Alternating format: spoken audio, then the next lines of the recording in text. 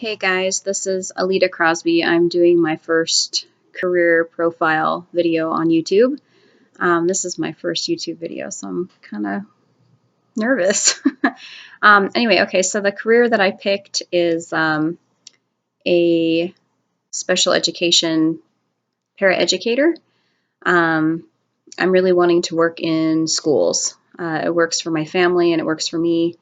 And so that's kind of what I'm gearing my first career profile for. So the area that I looked at was my hometown of Davenport, Washington. So I looked at the Davenport School District, got their contact information, which I'll spare you.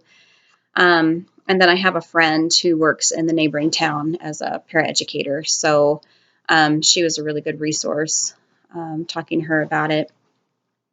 So the work environment is obviously it's a job through the state of Washington. So it's a pretty good work environment. Usually the paraeducators work between 32 and 40 hours a week, depending on what the district wants and needs at the time.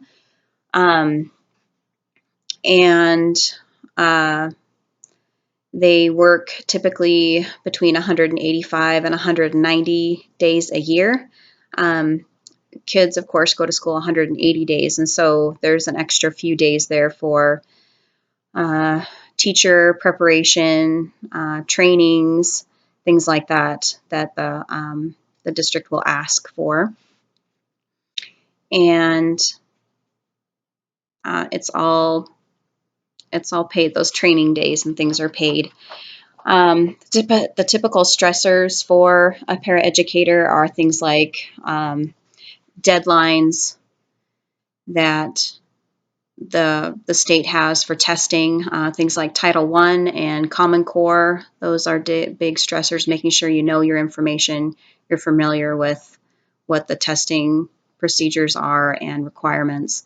Another typical stressor is working with parents and other teachers, what their expectations and criticisms can be.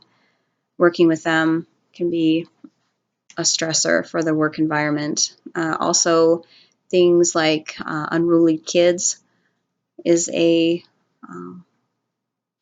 definite stressor. I'm trying not to say the word it's driving me crazy. Okay. The typical benefits, again, it's working through the state, so you get the state medical, dental, vision benefits that they offer. My parents actually were both worked in the educational system, and so I'm pretty familiar with what the overarching benefits are for the state. And those do not change from district to district. It's a state policy that you're given. They also have pension and 401k, and they have sick and vacation leave. It's more restricted, I think, than your typical sick and vacation because paraeducators get the whole summer off. So they don't generally offer as many sick and vacation days, specifically vacation and personal days. Let's see, what else does my handy dandy paper say? So the typical or the common job tasks that the paraeducators do, again, they have to be familiar with Title I and Common Core, and then whatever other state tests there are. They change from year to year, unfortunately.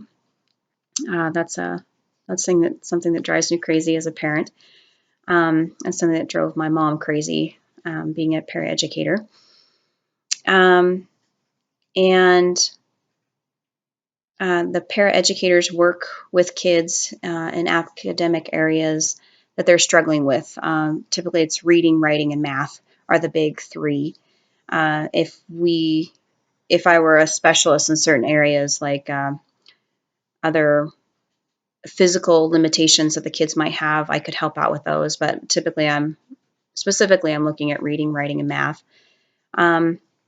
And depending on each child, that is going to determine what I'm going to be working with them. So, and then I've got working with the kids, and then I've got class management, just maintaining a class and the kids. And sometimes you work with groups, sometimes it's just one-on-one with the kids. So learning how to do that effectively, coming up with good lesson plans and things like that that are going to help the kids. And again, that's something that's coordinated with other educators, such as the child's specific classroom teacher, and then other para-educators and the special education director for each school, and then also with the parents. And together we come up with a plan of what needs to be worked on and how we can attack that. And there's other things like staff meetings and staff trainings that will need to happen, and those happen pretty regularly through the school systems. And doing things like being active in the school activities and programs that they have, and just being excited and happy to be there, helping the kids be excited to learn.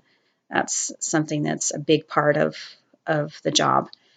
And the educational requirements, they require that you have 2 years of education above and beyond a high school diploma. And they require an associate's degree. There's no specific, it doesn't say you need to have it in, child education or anything like that. It's an associate's degree, just plain and simple. They really like to have a bachelor's is great. And something as far as like in family and marriage studies, something like that is great, because they're working, when you work in schools, you see a lot of kids that don't have great home environments. And even if they did, again, you're working with the parents, you're working with the family to establish plans and getting those kids where they need to be. So it's something I think that is crucial to working in schools, is having that background. So I'm excited for that. And the salary is pretty sad. Honestly, it starts out at $15,000 a year. It's about $9 an hour, and it tops out at just over $32,000, $32,569, and that's $15.95 an hour. But again, the benefits are tremendous, because you've got the state health benefits, but you've also got the summer off with your kids, and that's something that's really important to me right now, because I've got younger kids at home, to have those summers off with them. But the pay is pretty typical, basically minimum wage to a little bit elevated, which is what I would expect at an associate's degree level. But with a bachelor's degree, I can go on to become the special education director or teacher, and their salary is twice that.